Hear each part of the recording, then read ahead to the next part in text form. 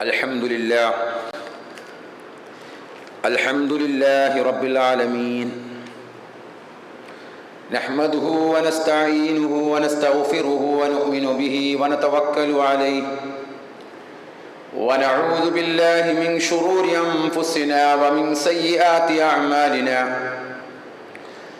من يهده الله فلا مضل له ومن يضلل فلا هادي له أشهد أن لا إله إلا الله وحده لا شريك له وأشهد أن محمدًا عبده ورسوله أرسله بالهدى ودين الحق ليظهره على الدين كله ولو كره المشركون اللهم صل على محمد وعلى آل محمد كما صليت على إبراهيم وعلى آل إبراهيم إنك حميد مجيد أما بعد فإن خير الحديث كتاب الله وخير الهدي هدي محمد صلى الله عليه وسلم وشر الأمور محدثاتها وكل محدثة بدعة وكل بدعة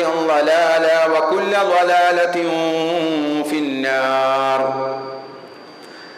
أيها الإخوان والأخوات أوصيكم ونفسي أولا بتقوى الله أعوذ بالله السميع العليم من الشيطان الرجيم يا أيها الذين آمنوا اتقوا الله حق تقاته ولا تموتن إلا وأنتم مسلمون يا أيها الذين آمنوا اتقوا الله وقولوا قولا سديدا يصلح لكم أعمالكم ويغفر لكم ذنوبكم ومن يطع الله ورسوله فقد فاز فوزا عظيما بسم الله الرحمن الرحيم يا بني إسرائيل اذكروا نعمتي التي أنعمت عليكم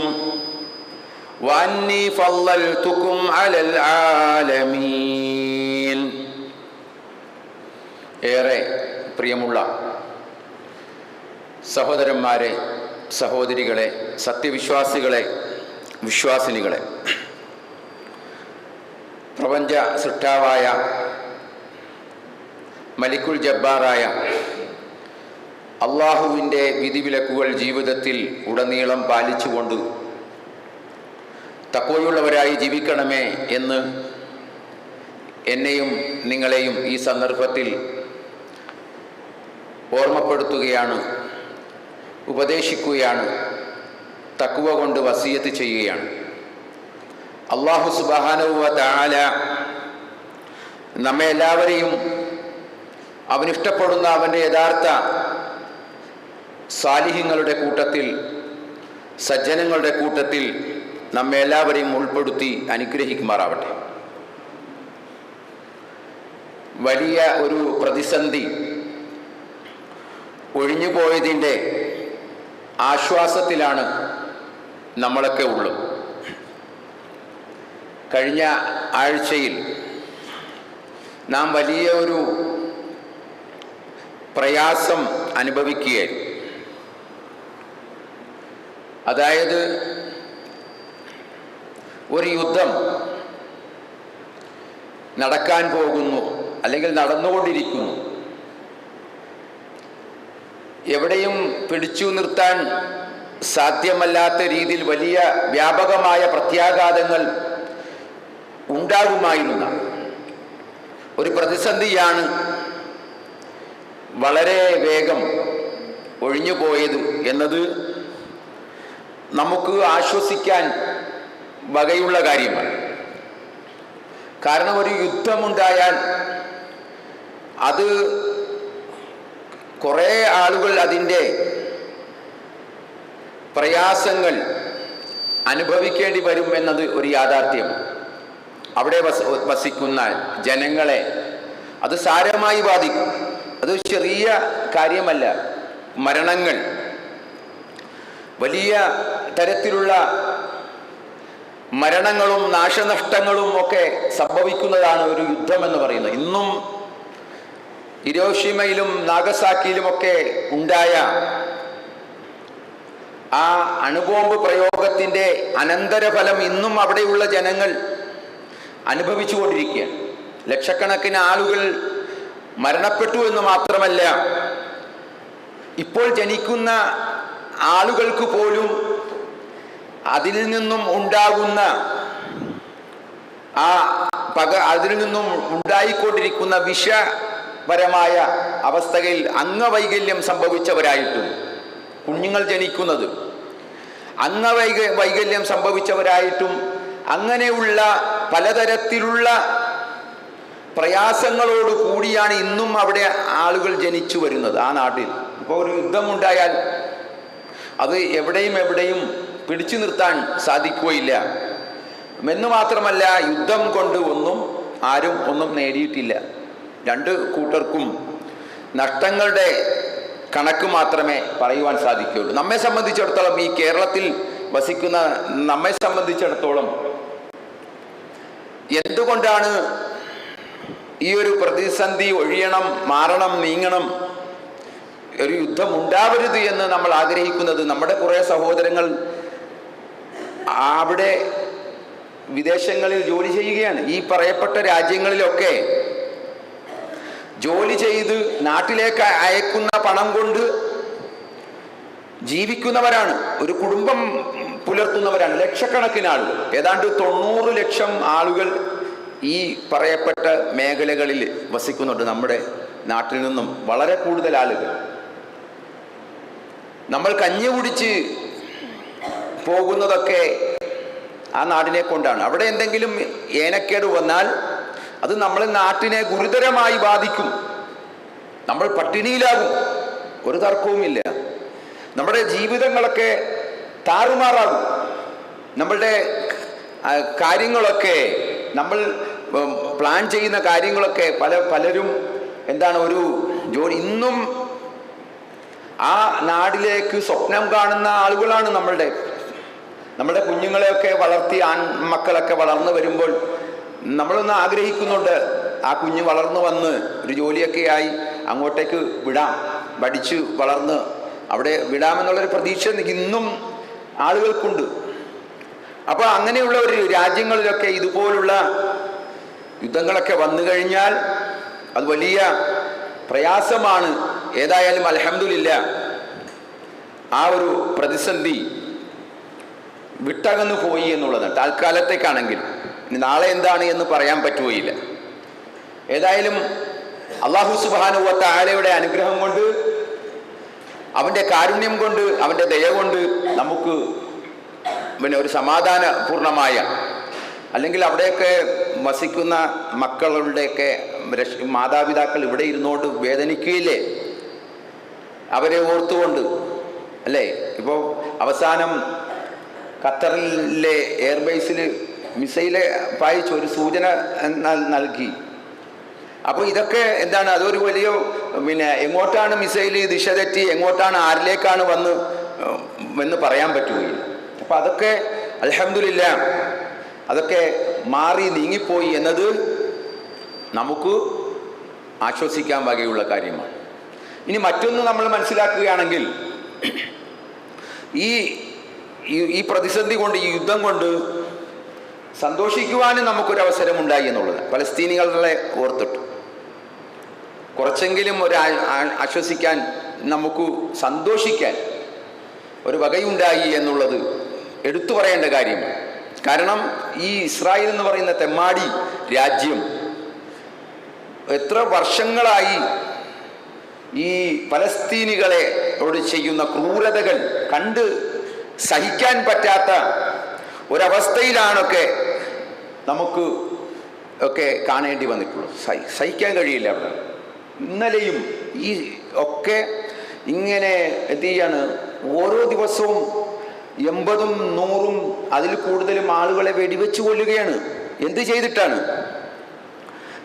ചെയ്തിട്ടാണ് അവർ ഇങ്ങനെ നിരപരാധികളുടെ മേലെ ഇതേപോലെ പ്രയോഗിക്കുന്ന, ഈ തരത്തിൽ അപ്പൊ അവരെന്ത് ചെയ്തിട്ടാ? പാവങ്ങളാണ്, അവർ പട്ടിണിപ്പാവങ്ങളാണ്. ഒരു ഭക്ഷണത്തിന് വേണ്ടി ക്യൂ നിൽക്കുന്നവരുടെ നേർക്കാണ് ഈ ഈ ഈ മാതിരി തോന്യാസങ്ങൾ ചെയ്യുന്നത്. അപ്പൊ അതുകൊണ്ട് തന്നെ ഒരു ശക്തമായ തിരിച്ചടി ആര് നടത്തിയാലും അത് ലോകത്ത് മനുഷ്യ സ്നേഹികളായ എല്ലാവരും ആഗ്രഹിച്ച ഒരു കാര്യമായിരുന്നു. ഈ ഇസ്രായേൽ എന്ന് പറയുന്ന ഒരു രാജ്യത്തിന് ഒരു ശിക്ഷ കൊടുക്കണം, ഒരു കനത്ത ശിക്ഷ നൽകണം എന്നത് എല്ലാവരും ആഗ്രഹിച്ചു, പ്രാർത്ഥിച്ചു. അതിൻ്റെയൊക്കെ ഫലമായി കൊണ്ട് തന്നെയാണ് നമുക്ക് കാണാൻ കഴിഞ്ഞു അവിടുത്തെ കാഴ്ചകൾ. ഇസ്രായേലിയർ നമ്മൾ ഒരിക്കലും ഈ യുദ്ധത്തെ പ്രോത്സാഹിപ്പിക്കുന്നവരല്ല, സമാധാനത്തിന്റെ ആളുകളാണ് നമ്മൾ. പ്രവാചകൻ സല്ലല്ലാഹു അലൈഹി വസല്ലമ മദീനയിലേക്ക് ഹിജറ പോയതിനു ശേഷം അവിടെയുള്ള ആ ജനങ്ങളോട് ആദ്യം നടത്തിയ പ്രസംഗങ്ങളിൽപ്പെട്ടതാണ് 4 കാര്യങ്ങൾ പ്രവാചകൻ അവരോട് പറയുകയുണ്ടായി. അതിലൊന്ന് അഫ്ഷുസ്സലാം, നിങ്ങൾ സമാധാനം വ്യാപിപ്പിക്കണം. നമ്മൾ പറയുന്നില്ലേ സമാധാനം ഉണ്ടാവട്ടെ, സലാം പറയുന്നത് സമാധാനം ഉണ്ടാവട്ടെ എന്ന്. അഫ്ഷുസ്സലാം വഅത്ഇമു ത്വആം, ഭക്ഷണം നൽകണം. ഇങ്ങനെ പ്രവാചകൻ സല്ലല്ലാഹു അലൈഹി വസല്ലമ പഠിപ്പിക്കുകയാണ് ആ ജനങ്ങളെ, അവിടെ കൂടിയ ജനങ്ങളോട് പറഞ്ഞു കൊടുക്കുകയാണ്, പ്രസംഗിക്കുകയാണ് പ്രവാചകൻ സല്ലല്ലാഹു അലൈഹി വസല്ലം. അപ്പൊ ഇതാണ് ഇസ്ലാമിന്റെ മുഖമുദ്ര എന്ന് പറയുന്നത്, സമാധാനമാണ്. ഒരിക്കലും ഒരു യുദ്ധം ഒരിക്കലും ഇസ്ലാം ആഗ്രഹിക്കുന്നില്ല. ഏറ്റവും അവസാനമാണ് യുദ്ധത്തിന് ഇസ്ലാം അനുമതി നൽകുന്നത്. അതായത് ജീവിക്കാൻ നിവൃത്തിയില്ലാത്ത ഒരു സാഹചര്യം ഉണ്ടായാൽ മാത്രമാണ് ഇസ്ലാം ആയുധമെടുക്കാൻ അനുവാദം നൽകിയിട്ടുള്ളത്. അപ്പോൾ ഇത് ഒരു ശക്തമായ തിരിച്ചടി നൽകാൻ സാധിച്ചു എന്നുള്ളത്. ഒരു 40,000 ഭവനങ്ങൾ കേടായിരിക്കുന്ന 40,000 ആളുകൾക്ക് അവരുടെ പാർപ്പിടം നഷ്ടപ്പെട്ടു വന്നു. ഇസ്രായേലിലെ, പലസ്തീനിലെ അല്ല, ഇസ്രായേലിൽ. അതേപോലെ തന്നെ അവരുടെ ബിസിനസ് സ്ഥാപനങ്ങളൊക്കെ തകർന്നു പോയി. അവർ ഉണ്ടാക്കിക്കൊണ്ടുവന്ന ലബോറട്ടറികൾ ഒക്കെ തകർന്നു പോയി. ഇന്നിപ്പോൾ അവർ ഭിക്ഷയാചിക്കുന്ന ഒരവസ്ഥയിലേക്ക് വന്നു. അതായത് ഞങ്ങൾ സഹായിക്കണം, ഞങ്ങൾക്ക് നഷ്ടപ്പെട്ടു എന്ന് പറഞ്ഞു. അപ്പൊ പലസ്തീനികൾ അനുഭവിക്കുന്നതിൻ്റെ കുറച്ചെങ്കിലും എന്ത് ചെയ്തു? ഇവരും അനുഭവിക്കേണ്ടി വന്നു എന്നുള്ളതാണ്. അപ്പോൾ ഇതിലൂടെ ഒരു വലിയ പാഠം ഇസ്രായേലിന് എന്ന് പറയുന്ന ഈ രാജ്യത്തിന് നൽകിയിട്ടുണ്ട്. ഇനി മേലെ എന്ത് ചെയ്യരുത്? ഇതുപോലെ ആക്രമിക്കരുത്, ആരെയും കയറി അറ്റാക്ക് ചെയ്യരുത്, ആക്രമിക്കരുത്. കളിച്ചാൽ ഞങ്ങളും തിരിച്ചടിക്കുമെന്നുള്ള ഒരു ശക്തമായ താക്കീതാണ് ലോക രാജ്യങ്ങൾ. ഇതിലൂടെ മറ്റ് അറബ് രാജ്യങ്ങളുമൊക്കെ പഠിക്കാനുണ്ട്. അവർ ഈ വർഷങ്ങളായിട്ട് ഈ ഇറാൻ എന്ന് പറയുന്ന രാജ്യം നമ്മൾ രാജ്യമായിട്ടേ കാണുന്നുള്ളൂ. അത് ഒരു വർഗത്തെ ഷിയാവർഗമായിട്ട് നമ്മൾ കാണുന്നില്ല, ഒരു രാജ്യമായിട്ട് കാണുക. അവർ വർഷങ്ങളായിട്ട് ഉപരോധത്തിലാണ്. അമേരിക്ക മുൻകൈ എടുത്തുകൊണ്ടുള്ള പലതരം ഉപരോധത്തിലാണ് അവർ. ഉപരോധം വന്നാൽ അറിയാമല്ലോ. അപ്പൊ അങ്ങനെ സാമ്പത്തികമായിട്ടൊക്കെ തകർന്നു നിൽക്കുമ്പോഴും അവർ അവരുടെ പ്രതിരോധ ശക്തി അവർ എന്ത് ചെയ്യുന്നു? വളർത്തിക്കൊണ്ടുവന്നു എന്നുള്ളത് തികച്ചും ന്യായമായ കാര്യങ്ങൾക്ക് വേണ്ടിയാണ്. നമുക്കൊക്കെ അറിയാം, നമുക്കെല്ലാവർക്കും അറിയാവുന്നത്. ഇവിടെ സഹോദരങ്ങളെ, ഈ ഒരു കാര്യം ഇതുപോലെ മറ്റ് അറബ് രാജ്യങ്ങളും ഇതുപോലെയൊക്കെ വരണം എന്നും ഈ അമേരിക്കയെ ഡിപ്പെൻഡ് ചെയ്തുകൊണ്ട്, അമേരിക്കയെ ആശ്രയിച്ചുകൊണ്ട് ഇവർ പോകാൻ പാടില്ല. ഇവരുടെ മക്കളെ ആ രീതിയിൽ പഠിപ്പിക്കണം. ഈ കപ്സയും തിന്ന് അങ്ങനെ ഒക്കെ കഴിച്ച് അങ്ങനെ അല്ല. ഈ രീതിയിൽ അവർ ശാസ്ത്ര സാങ്കേതിക വിദ്യയിലൊക്കെ അവർ ഉയർന്നു വരണം. അവര് മറ്റുള്ളവരെ ആശ്രയിച്ചു കൊണ്ട് എന്താണ് ഇവിടെ നടക്കുന്നത്? അവരുടെ എണ്ണയും പണവുമെല്ലാം ചോർത്തിക്കൊണ്ടുപോവുകയാണ് ചെയ്യുന്നത്. ഓരോ കാര്യങ്ങൾ പറഞ്ഞുകൊണ്ട് ചോർത്തി അങ്ങ് കൊണ്ടുപോവുകയാണ്, കൊള്ളയടിച്ചു കൊണ്ടുപോവുകയാണ്. അപ്പൊ ഇത് സ്വന്തം കാലിൽ നിൽക്കാൻ ഈ രാജ്യങ്ങൾക്കൊക്കെ സാധിക്കണമെന്നുള്ളതാണ്. അപ്പോൾ ഇത് ഇസ്രായേലിനെ സംബന്ധിച്ചിടത്തോളം ഒരു വലിയ പാഠമാണ്. ഇതിൽ നിന്ന് അവർ പഠിക്കേണ്ടതുണ്ട്. പക്ഷേ അവരുടെ ചരിത്രം, അതാണ് ഞാൻ ഊന്നിപ്പറയാൻ ഉദ്ദേശിക്കുന്നത്, ഈ ഖുത്ബയിലൂടെ പറയാൻ ഉദ്ദേശിക്കുന്ന അതാണ്. ഇവരുടെ ചരിത്രം എന്താണ്? ഈ പാഠം പഠിക്കുകയില്ല. എത്ര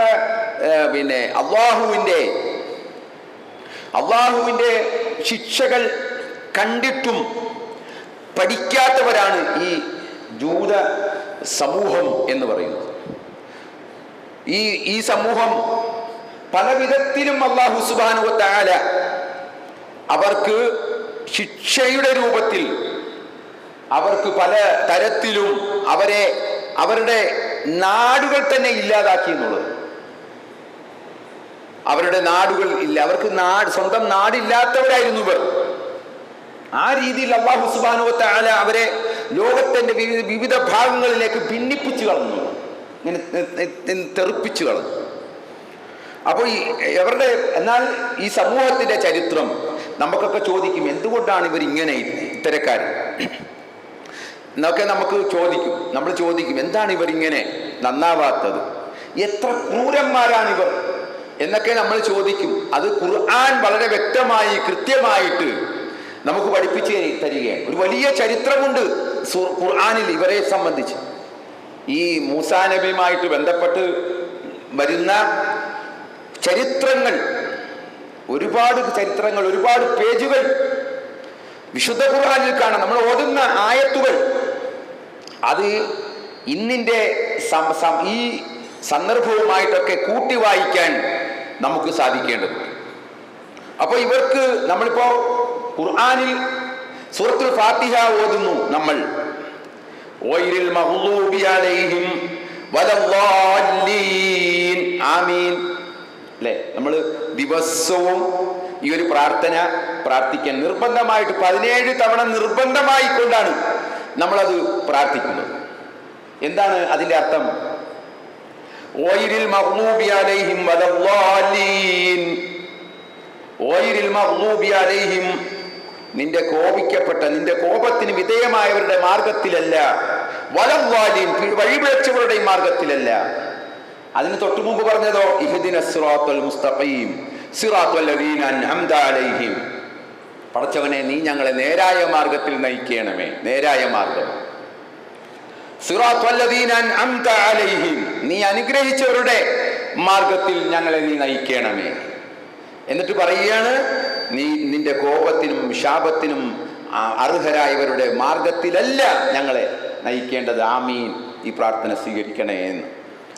ഇതാരെക്കുറിച്ചാണ്? ജൂതന്മാരെ കുറിച്ചാണ് ഈ പറഞ്ഞത്. നമ്മൾ പറയുന്നത് അവരുടെ മാർഗത്തിലല്ല റബ്ബേ ഞങ്ങളെ നയിക്കേണ്ടത് എന്ന്. ഇപ്പോൾ ഓരോ ആളുകളും, ഓരോ വിശ്വാസിയും ദിവസവും ഈ പ്രാർത്ഥന പറഞ്ഞുകൊണ്ടിരിക്കുന്നുണ്ട്. പക്ഷെ നമ്മൾക്ക് അറിയുന്നുണ്ടോ ഇല്ലേ എന്നുള്ളത് വേറെ വിഷയമാണ്. പലപ്പോഴും നമസ്കാരത്തിലെ കാര്യങ്ങൾ പലതും നമ്മൾ അറിയുന്നില്ല. യാന്ത്രികമായിട്ട് അങ്ങ് പോകുന്നു, സലാം വീട്ടുന്നു. അതിനപ്പുറം ഒന്ന് മനസ്സാന്നിധ്യത്തോടുകൂടി എത്ര പേർക്ക് ആ നമസ്കാരത്തിൽ പൂർണ്ണമായും മുഴുകാൻ സാധിക്കുന്നുണ്ട് എന്നത് നമ്മളൊക്കെ പരിശോധിക്കേണ്ട കാര്യമാണ്. അപ്പൊ ഇവിടെ ഇങ്ങനെ പ്രാർത്ഥിക്കുന്നു. അതേപോലെ തന്നെ അല്ലാഹു സുബ്ഹാനഹു വ തആല ഈ വർഗത്തെ കുറിച്ച് പറയുകയാണ്, ളുരിബത്ത് അലൈഹിമുസ് ദില്ലത്തു ഐനമാ സുഖിഫു ഇല്ലാ ബിഹബിലിൻ മിനല്ലാഹി വഹബിലിൻ മിനന്നാസി വബാഉ ബിഗളബിൻ മിനല്ലാഹി വളുരിബത്ത് അലൈഹിമുൽ മസ്കന ذلك بأنهم كانوا يكفرون بآيات الله ويقتلون الأنبياء بغير حق ذلك بما عصوا وكانوا يعتدون. അവരെ കുറിച്ച് അള്ളാഹ് പറയുകയാണ്. ഖുർആനിലുണ്ട് ഇവരെ കുറിച്ചൊക്കെ കൃത്യമായിട്ട് ഈ വർഗത്തെ കുറിച്ച് പറയുകയാണ്. ഇവരെ അല്ലാഹു സുബ്ഹാനഹു വ തആല ളുരിബത്ത് അലൈഹിമുസ് ദില്ല, നിന്ദ്യത അവരിൽ അടിച്ചേൽപ്പിച്ചു. അള്ളാഹു നിന്ദ്യന്മാരായിട്ട് മാറ്റി. അള്ളാഹു അത് അങ്ങനെ ആക്കി കളഞ്ഞു അള്ളാഹു ആ വർഗത്തെ. ഐനമാ സുഖിഫു, അവർ എവിടെ കാണപ്പെട്ടാലും നിന്ദ്യന്മാരായിട്ട്. ഇവരുടെ ചരിത്രമൊക്കെ പരിശോധിച്ചാൽ മതി. യൂറോപ്പില് ഇവര് ശല്യമായിരുന്നു. ആ ശല്യം തീർക്കാൻ വേണ്ടിയാണ് ഇവരെ കൊണ്ടുപോയി പലസ്തീനിൽ കുടിയിരുത്തിയത്. യൂറോപ്യന്മാർക്ക് ഇവർ ശല്യമായിരുന്നു. ഈ ഹിറ്റ്ലർ ഇവരെ എന്ത് ചെയ്തിട്ടുണ്ട്? കുറേ എണ്ണത്തിനെ കൊന്നുകളഞ്ഞു. ഹിറ്റ്ലർ ഗ്യാസ് ചേമ്പറിലിട്ട് ഒക്കെ കൊന്നുകളഞ്ഞു. ഹോളോകോസ്റ്റ് എന്നൊക്കെ പറഞ്ഞിട്ട് ചരിത്രത്തിൽ കാണാം, വായിക്കാൻ കാണാം. കുറേ ജൂതന്മാരെ, ലക്ഷക്കണക്കിന് ജൂതന്മാരെയാണ് ഹിറ്റ്ലർ വധിച്ചു കളഞ്ഞത്, കൊന്നുകളഞ്ഞത്. എന്നിട്ട് കുറച്ച് ബാക്കി വെച്ചു അദ്ദേഹം, കുറച്ചെണ്ണത്തിനെ ബാക്കി വെച്ചു. എന്നിട്ട് ഹിറ്റ്ലർ പറഞ്ഞു, ഞാൻ എന്തുകൊണ്ടാണ് കുറച്ച് ബാക്കി വെച്ചത്, അവരെ കൂടി കൊല്ലാതെ വിട്ടത് എന്തുകൊണ്ടാണ് എന്ന് അദ്ദേഹം പറയുകയാണ്. അത് നിങ്ങൾക്ക് മനസ്സിലാക്കാൻ വേണ്ടിയാണ്.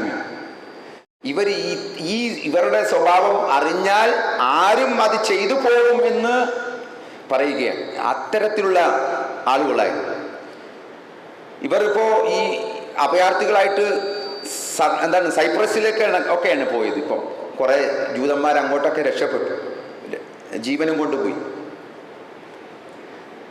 എന്നിട്ട് ഇങ്ങനെ ഈ സാമൂഹ്യ മാധ്യമങ്ങളിലൊക്കെ ഇങ്ങനെ പോസ്റ്റ് കാണാം, സൈപ്രസുകാരെ നിങ്ങൾ സൂക്ഷിച്ചോ, എന്താണ് ഇവരെ ഇത് ഫലസ്തീനിൽ ചെന്ന് ഇതേപോലെ കുറച്ച് സ്ഥലം കൊടുത്തതാണ്.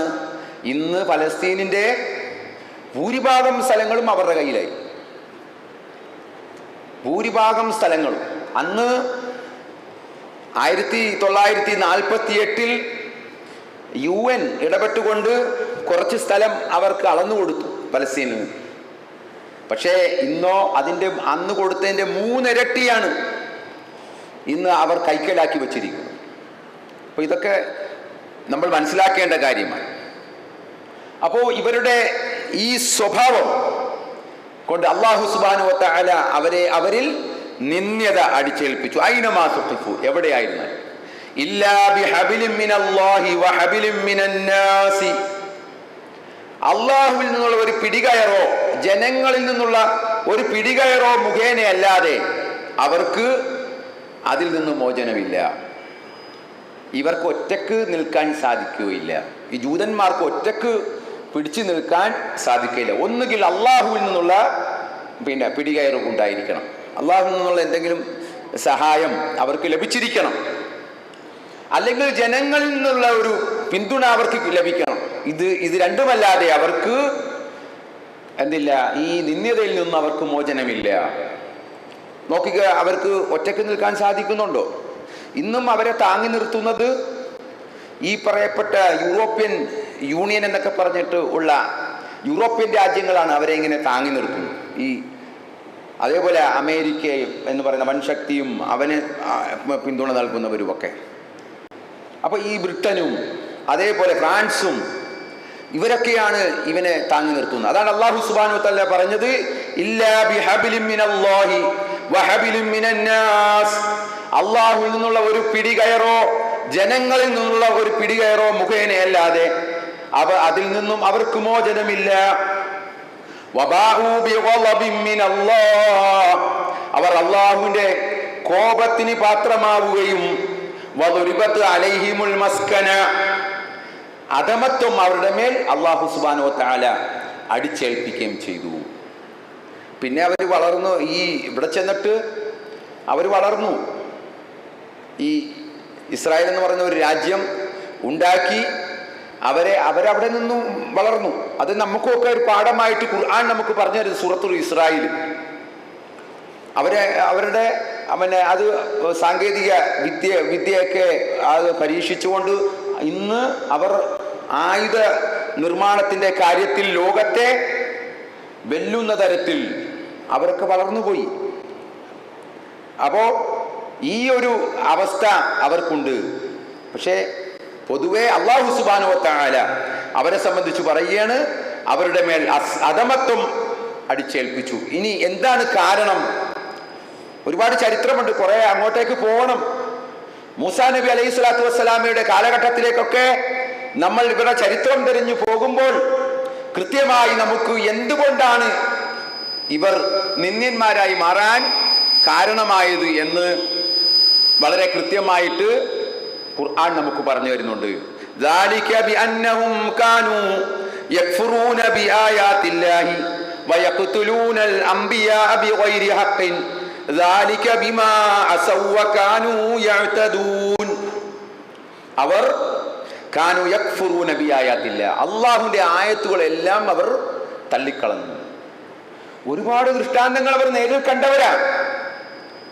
അവരുടെ പ്രവാചകന്മാരിലൂടെ, അവരിലേക്ക് നിയോഗിക്കപ്പെട്ട പ്രവാചകന്മാരിലൂടെ ഒരുപാട് ദൃഷ്ടാന്തങ്ങൾ നേരിൽ കണ്ടവരാണ് ഈ ജൂതന്മാർ. പക്ഷേ അവരുടെ ഈ നന്ദികേടും പിന്നെ അതേപോലുള്ള പ്രവൃത്തിയും കാരണത്ത് അവർ എല്ലാം നിഷേധിച്ചു കളയുകയായിരുന്നു. അവർ ചെയ്തത് നിഷേധിച്ചു കളയുക, ധിക്കരിച്ചു കളയുക, പ്രവാചകന്മാരെ പരിഹസിക്കുക, അള്ളാഹുവിനെ പരിഹസിക്കുക, പ്രവാചകന്മാരെ പരിഹസിക്കുക, ഇങ്ങനെ പരിഹാസവും അതേപോലെ നിന്ദിക്കലും ഒക്കെയായിരുന്നു ഇവരുടെ സ്വഭാവം, ഇവരുടെ പെരുമാറ്റം. അള്ളാഹുവിന്റെ ആയത്തുകളെ എല്ലാം നിഷേധിച്ചു കളയുന്ന സ്വഭാവമായിരുന്നു. തീർന്നില്ല, വയഖ്തുലൂനൽ അംബിയാ, അമ്പിയാക്കളെ വരെ കൊന്നിരുന്നു എന്നുള്ളത്. അള്ളാഹു നിയോഗിക്കപ്പെട്ട, അവരിലേക്ക് നിയോഗിക്കപ്പെട്ട പ്രവാചകന്മാരെ ഈ വർഗം കൊന്നുകളഞ്ഞിരുന്നു എന്നാണ്. സക്കരിയ നബി അവർ കൊന്നിട്ടുണ്ട്, യഹ്യ നബി അലൈഹി സ്വലാത്തു വസ്സലാമെ അവർ കൊന്നിട്ടുണ്ട്, അതേപോലെ തന്നെ ഈസാ നബി അലൈഹി സ്വലാത്തു വസ്സലാമെ അവർ കൊല്ലാൻ ഒരുങ്ങി പുറപ്പെട്ടവരാണ്. പക്ഷേ അള്ളാഹു സുബ്ഹാനഹു വ തആല അദ്ദേഹത്തെ എന്ത് ചെയ്തു? സംരക്ഷിച്ചു. ഇതൊക്കെ ചരിത്രമാണ്. തീർന്നില്ല, അവരുടെ ചതി പ്രവാചകനിലേക്ക്, മുഹമ്മദ് മുസ്തഫ സല്ലല്ലാഹു അലൈഹി വസല്ലമയിലേക്ക് വരെ ആ ചതിപ്രയോഗം ഉണ്ടായി എന്നുള്ളത്. പ്രവാചകന് വിഷം കൊടുത്തിട്ടുണ്ട്. ഒരു ജൂത സ്ത്രീ സൽക്കാരത്തിന് വിളിച്ചതാണ്. പ്രവാചകനെയും സഹാബത്തുകളെയും സൽക്കാരത്തിന് വിളിച്ചു, സന്തോഷത്തിൽ സൽക്കാരത്തിന്. പ്രവാചകനും അനുയായികളും അത് സ്വീകരിച്ചു ചെന്നു. ഭക്ഷണം, പിന്നെ എന്താണ്, വലിയ മാംസം വലിയ ഒക്കെ ഒരുക്കി. പക്ഷെ അതിനകത്ത് വിഷം പുരട്ടിയിട്ടുണ്ടായിരുന്നു ആ സ്ത്രീ, ആ ജൂത സ്ത്രീ. ഇവരുടെ ചരിത്രം അതാണ്. ഇന്നും മൊസാദ് എന്നൊക്കെ പറയുന്നില്ലേ, ആ ഒരു പാരമ്പര്യമാണ് ഇവർ നടത്തിക്കൊണ്ടിരിക്കുന്നത്. എത്ര ആളുകളെയാണ് ചതിയിൽ പെടുത്തി കൊല്ലുന്നത്. ചാരസംഘടന, ലോകത്തെ വലിയ ഒരു ചാരസംഘടനയാണ് മൊസാദ് എന്ന് പറയുന്നത്. നമുക്കൊക്കെ അറിയാം. അതൊക്കെ ഇതാണ് ചതിയന്മാർ. ചതിക്കാൻ ഇവരെ കഴിഞ്ഞേ ഉള്ളൂ ലോകത്ത് മറ്റാരും. അത്രമാത്രം ചതിയന്മാരായിരുന്നു, വഞ്ചകന്മാരായിരുന്നു, പ്രവാചകന്മാരെ കൊല്ലുന്നവരായിരുന്നു. ഒരു ഹക്കുമില്ലാതെ, ഒരു ന്യായവുമില്ലാതെ അന്യായമായിക്കൊണ്ട് പ്രവാചകന്മാരെ കൊന്നുകളഞ്ഞിരുന്നവരാണ് അവർ.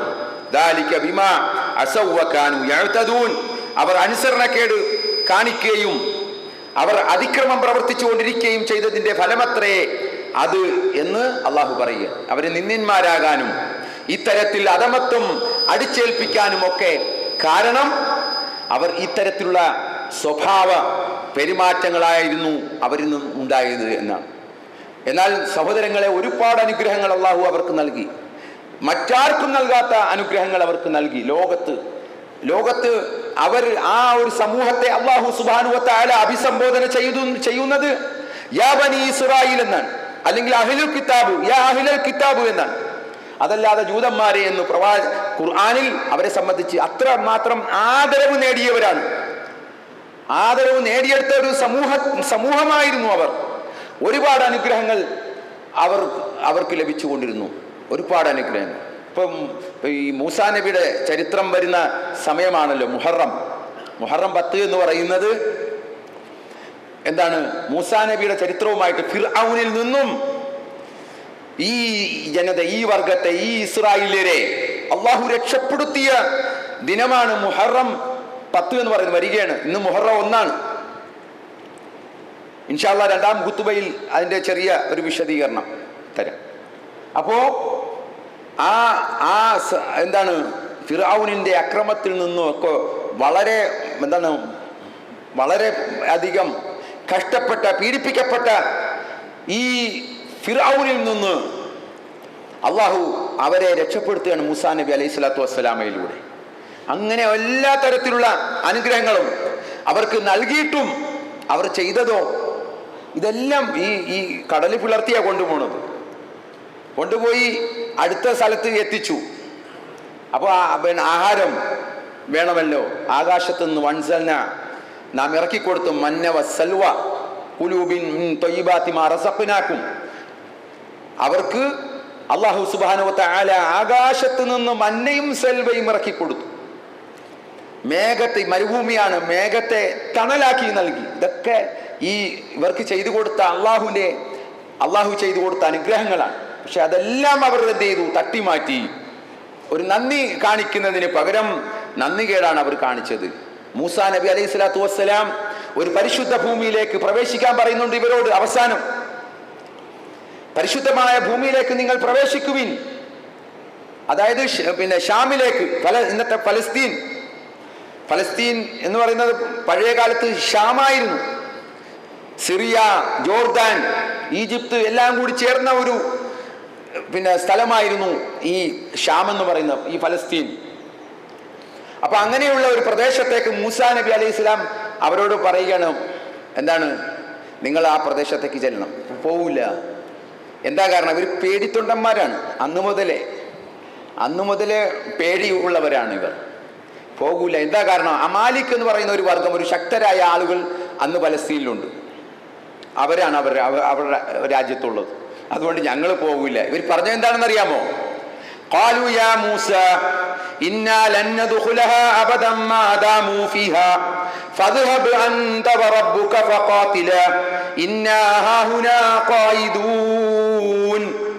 മൂസയോട് പറയുകയാണ്. ഖാലു, അവർ പറഞ്ഞു, യാ മൂസ, മൂസ, ഇന്നാ ലൻ നദ്ഖുലഹാ അബദ, ഞങ്ങൾ ഒരിക്കലും പ്രവേശിക്കയില്ല, മാ ദാമു ഫീഹാ, അവരവിടെ ഉള്ളിടത്തോളം കാലം. മറ്റവരുണ്ടല്ലോ, അമാലിക്ക എന്ന് പറയുന്ന വർഗമുണ്ടല്ലോ, അവരവിടെ ഉണ്ട്. അതുകൊണ്ട് ഞങ്ങൾ അവിടെ പ്രവേശിക്കുകയില്ല. അതുകൊണ്ട്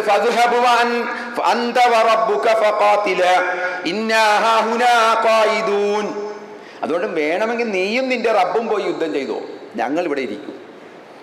ഇതായിരുന്നു അവർ. ഇത്തരത്തിലുള്ള ധിക്കാരം പറഞ്ഞിരുന്നവരാണ് അവർ പ്രവാചകന്മാരോട്, അവരുടെ പ്രവാചകന്മാരോട്. എന്താണ്? എല്ലാം നൽകി വന്നിട്ടാണ് ഇവരിത് പറയുന്നത്. അല്ലാഹു സുബ്ഹാനഹു വ തആല അവസാനം ഒരു തീരുമാനമെടുത്തു. എന്നാൽ ഇനി 40 കൊല്ലത്തേക്ക് നിങ്ങൾ അങ്ങോട്ടേക്ക് പ്രവേശിക്കേണ്ട. അല്ലാഹു തീരുമാനമെടുത്തു. അല്ലാഹു പറഞ്ഞു, ഖാല ഫഇന്നഹാ മുഹറമതുൻ അലൈഹിം 40 സന, എന്നാൽ ആ നാട് 40 കൊല്ലത്തേക്ക് അവർക്ക് വിലക്കപ്പെട്ടിരിക്കുകയാണ്. വിലക്കപ്പെട്ടു പോയി. ഞാൻ അങ്ങോട്ട് കയറാൻ പറ്റുകയില്ല. യതീഹൂന ഫിൽ അർളി, എന്ന് മാത്രമല്ല അവർ ഭൂമിയിൽ അന്തം വിട്ട് അലഞ്ഞു നടക്കുന്നതാണ്.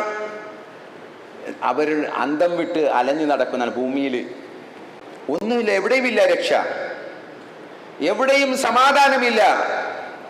ആ ഒരു അവസ്ഥയിലായിരുന്നു അവർ കഴിഞ്ഞു പോയിരുന്നത്. പിന്നെയാണ് ഒരു കൊച്ചു രാജ്യം എന്നൊക്കെ പറഞ്ഞ്. അപ്പൊ ഇതൊക്കെ ഖുർആനിൽ അല്ലാഹു സുബ്ഹാനഹു വ തആല വിവരിക്കുന്ന കാര്യമാണ്. അപ്പൊ ഇവരെന്തുകൊണ്ടാണ് ഇങ്ങനെയെന്നൊക്കെ ചോദിച്ചാൽ ഇതാണ് അവരുടെ ചരിത്രം. എന്തുകൊണ്ടാണ് ഈ പാവപ്പെട്ട ഫലസ്തീനികളുടെ നേർക്ക് ഇങ്ങനെ ഇത്ര ക്രൂരമായി ചെയ്യുന്നത്, പ്രവർത്തിക്കുന്നത്? ഖുർആൻ ഇവരെ കുറിച്ചാണ് പറഞ്ഞത്. സുമ്മ ഖസത് ഖുലൂബുക്കും മിൻ ബഅദി ദാലിക ഫഹിയ കൽ ഹിജാറത്തി ഔ അശദ്ദു ഖസ്വ. സുമ്മ ഖസത് ഖുലൂബുക്കും, പിന്നീട് നിങ്ങളുടെ ഹൃദയം കടുത്തുപോയി. ഇവരെ കുറിച്ചാണ് പറഞ്ഞത്. സുമ്മ ഖസത് ഖുലൂബുക്കും മിൻ ബഅദി ദാലിക ഫഹിയ കൽ ഹിജാറ, പാറ പോലെ ആയിപ്പോയി, ഹൃദയം അത്രമാത്രം കടുത്തതായിപ്പോയി എന്ന് അല്ലാഹു സുബ്ഹാനഹു വ തആല പറയും. അപ്പൊ സഹോദരങ്ങളെ, ഈ ഒരു ചരിത്രം ഇത് നമുക്കും ഒരു പാഠമാണ്. എന്തിനാണ് ഖുർആൻ ഇതൊക്കെ ഇത് തീരുവോ? ഇതോടുകൂടി തീരുവോ? ഇല്ല. ഇതാ ഖിയാമത്ത് നാൾ വരെയും ഇതൊക്കെ നമ്മൾ കാണേണ്ടി വരും. നമുക്കറിയാമല്ലോ, ഈസാ നബി വരാനിരിക്കുന്നു. അതിനു മുമ്പുള്ള യുദ്ധങ്ങളുണ്ട്. ഒരുപാട് വലിയ, ലോകം കണ്ടിട്ടില്ലാത്ത തരത്തിലുള്ള രക്തച്ചൊരിച്ചിലുകൾ നടക്കാനും ഉണ്ട്, അല്ലേ? അവസാനം ഈ യഹൂദികൾ ഈ കല്ലിൻ്റെയും മരത്തിൻ്റെയും പിന്നിൽ ഒളിക്കുമെന്ന് ഹദീസുകൾ കാണാം. മരത്തിൻ്റെയും കല്ലിൻ്റെയും പിന്നിൽ പോയി ഒളിച്ചിരിക്കും. അപ്പോൾ മരം വിളിച്ചു പറയും എൻ്റെ പിന്നിൽ ഒരു ജൂതനുണ്ട് എന്ന്. അങ്ങനെയുള്ള ഒരു കാലഘട്ടമൊക്കെ വരാനുണ്ട്. അപ്പോൾ ശക്തമായ ആ ഒരു ഇത് നീങ്ങുകയില്ല. ശക്തമായ എന്താണ് യുദ്ധങ്ങൾ വരാനിരിക്കുന്നു, ലോകം കാണാനിരിക്കുന്നതേ ഉള്ളൂ. അല്ലാഹു സുബ്ഹാനഹു വ തആല നമ്മളെയൊക്കെ കാത്തുരക്ഷിക്കുമാറാവട്ടെ.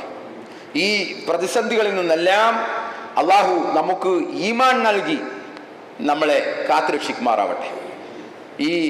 ഇത്തരത്തിലുള്ള പ്രതിസന്ധികൾ, പ്രയാസങ്ങൾ എന്നെല്ലാം സമാധാനപൂർണമായ ഒരു ജീവിതം നൽകി അള്ളാഹു സുബ്ഹാനഹു വ തആല നമ്മെല്ലാവരെയും അനുഗ്രഹിക്കുമാറാവട്ടെ.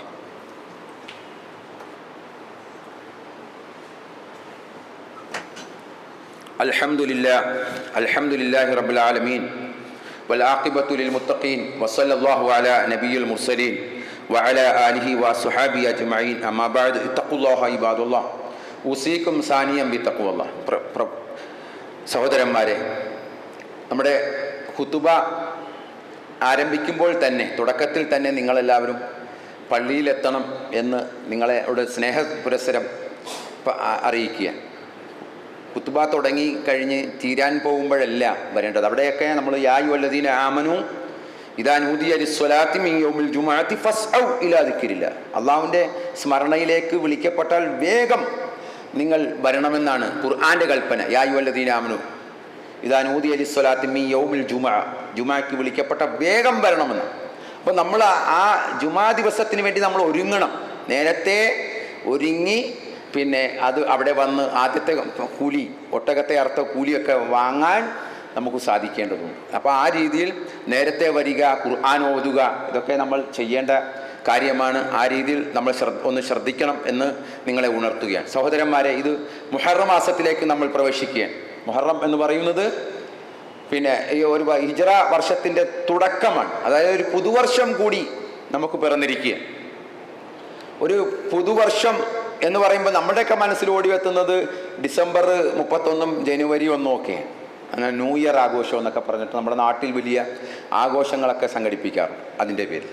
അപ്പോൾ യഥാർത്ഥത്തിൽ നമ്മളെ സംബന്ധിച്ചിടത്തോളം ഇതാ ഒരു ഹിജ്റ വർഷം കൂടി കടന്നു വന്നിരിക്കുകയാണ്. നമുക്ക് പരിശോധിക്കാനും നമുക്ക് ചിന്തിക്കാനും ഒക്കെ ഒരുപാട് കാര്യങ്ങൾ മുഹറവുമായി ബന്ധപ്പെട്ടുകൊണ്ട് നമുക്ക് പഠിക്കാനുണ്ട്. ഈ മുഹറത്തെ സംബന്ധിച്ച് അല്ലാഹു സുബ്ഹാനഹു വ തആല പറഞ്ഞിട്ടുള്ളത് ഷഹറുല്ലാഹിൽ മുഹറം എന്നാണ്. പ്രവാചകന്റെ ഹദീസിൽ അങ്ങനെയാണ് വന്നിട്ടുള്ളത്. ഷഹറുല്ലാഹിൽ മുഹറം, അള്ളാഹുവിന്റെ മാസം എന്നാണ് വിശേഷിപ്പിച്ചിട്ടുള്ളത്. അതായത് നബി സല്ലല്ലാഹു അലൈഹി വസല്ലമ പറഞ്ഞു, അഫ്ളലു സിയാമി ബഅദ റമളാന ഷഹറുല്ലാഹിൽ മുഹറം, ഏറ്റവും ശ്രേഷ്ഠമായ നോമ്പ് എന്ന് പറയുന്നത് ഈ റമളാൻ കഴിഞ്ഞാൽ ഏറ്റവും ശ്രേഷ്ഠമായ നോമ്പ് ഷഹറുല്ലാഹിൽ മുഹറം, മുഹറത്തിലെ നോമ്പാണ് എന്ന് അവിടെ പറഞ്ഞത്. ഷഹറുല്ലാഹി, അള്ളാഹുവിൻ്റെ മാസം എന്ന് പ്രവാചകൻ എടുത്തു പറയുകയുണ്ടായി. അപ്പോൾ വളരെ ശ്രേഷ്ഠമായ, യുദ്ധം നിരോധിക്കപ്പെട്ട 4 മാസങ്ങളിൽപ്പെട്ട ഒന്നാണ് ദുൽഖഅദ്, ദുൽഹിജ്ജ, മുഹറം, പിന്നെ റജബ്. ഈ 4 മാസങ്ങളാണ് യുദ്ധം നിരോധിക്കപ്പെട്ട മാസങ്ങൾ. അപ്പോൾ ആ യുദ്ധം നിരോധിക്കപ്പെട്ട മാസങ്ങൾ, പവിത്രമായ മാസങ്ങൾ, അതിൽപ്പെട്ട ഒരു മാസമാണ് മുഹറം എന്ന് പറയുന്നത്. ശകുനത്തിൻ്റെ മാസമല്ല. പല ആളുകളും പിന്നെ ഈ മാസത്തെ, അള്ളാഹുവിൻ്റെ മാസം എന്ന് വിശേഷിപ്പിക്കപ്പെട്ട ഈ മാസത്തെ എന്ത് ചെയ്തിട്ടുണ്ട്? തെറ്റിദ്ധരിച്ചു പോയിട്ടുണ്ട്. ഇത് കൊള്ളാത്ത മാസമാണ്, നഹ്സിന്റെ മാസമാണെന്നൊക്കെ പറഞ്ഞ് ഈ മാസത്തെ അവഗണിച്ച് തള്ളാറുണ്ട്. ഒരിക്കലും പാടുള്ളതല്ല. വിശ്വാസികളെ സംബന്ധിച്ചിടത്തോളം ഒരിക്കലും പാടുള്ളതല്ല. അവിടെ കല്യാണം മാറ്റിവെക്കുന്നു, പെരതാമസം മാറ്റിവെക്കുന്നു, അതേപോലെ പല ബിസിനസ് ആരംഭിക്കുന്നതെല്ലാം മാറ്റിവെക്കുന്നു. ഇതൊക്കെ എന്താണ്? ഈ മാസത്തിൽ ചില അന്ധവിശ്വാസികൾ ചെയ്യുന്നതാണ്. മുസ്ലിം യഥാർത്ഥമായ വിശ്വാസികളുമായിട്ട്, ഇത് വിശ്വാസവുമായിട്ട് യാതൊരു ബന്ധവുമില്ല എന്ന് നമ്മൾ മനസ്സിലാക്കണം. ശക്തമായി നമ്മൾ എന്ത് ചെയ്യണം? ഈ മാസത്തെ സ്വീകരിക്കണം. അതിൻ്റെ എല്ലാവിധ പ്രാർത്ഥനയോടും കൂടി, പവിത്രതയോടും കൂടി തന്നെ നമ്മൾ ഈ മാസത്തെ കാണണം.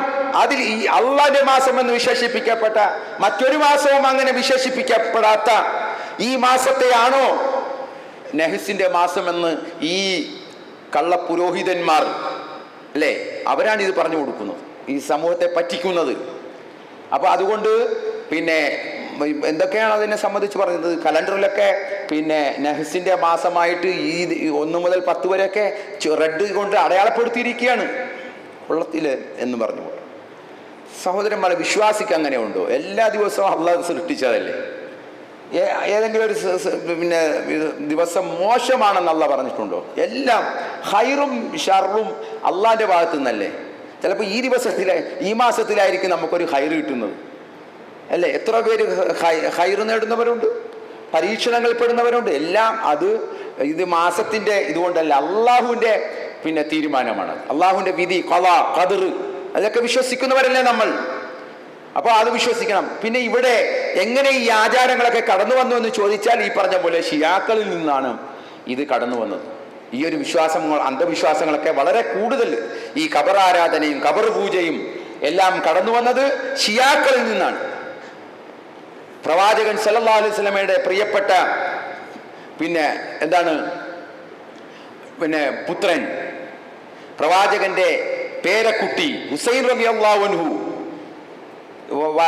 വധിക്കപ്പെട്ട ദിവസമാണ് മുഹറം 10. അതുകൊണ്ട് ഷിയാക്കൾ ഈ മുഹറം 10-നെ കറുത്ത ദിനമെന്നാണ് അവർ വിശേഷിപ്പിക്കുന്നത്, കറുത്ത ദിനം. എന്നിട്ട് ആ ദിനത്തിൽ അവർ നെഞ്ചത്തടിച്ചും മാറിടത്തും പിളർന്നും വലിയ ആയുധങ്ങൾ കൊണ്ട് പുറത്തടിച്ചും പരിക്കേൽപ്പിക്കുന്ന അത്തരത്തിലുള്ള ആചാരങ്ങൾ, ഇത് ഇസ്ലാമുമായിട്ട് യാതൊരു ബന്ധവുമില്ല.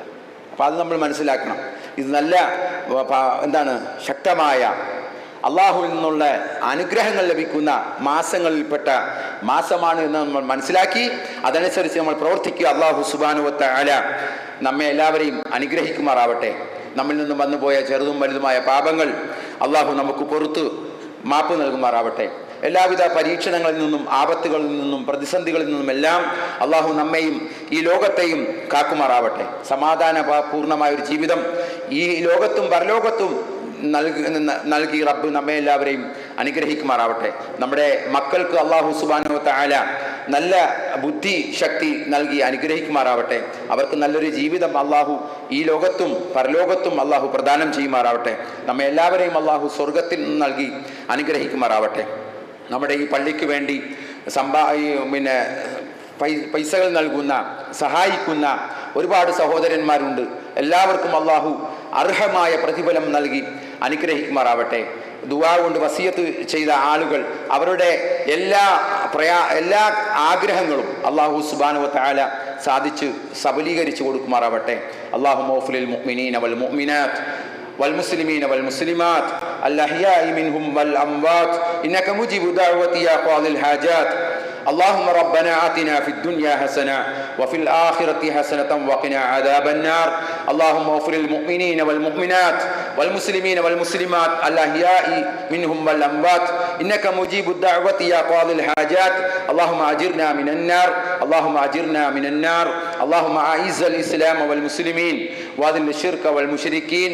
اللهم دمر أعداءنا وأعداء الدين. اللهم دمر أعداءنا وأعداء الدين. آمين آمين برحمتك يا أرحم الراحمين. سبحان ربك رب العزة عما يصفون وسلام على المرسلين.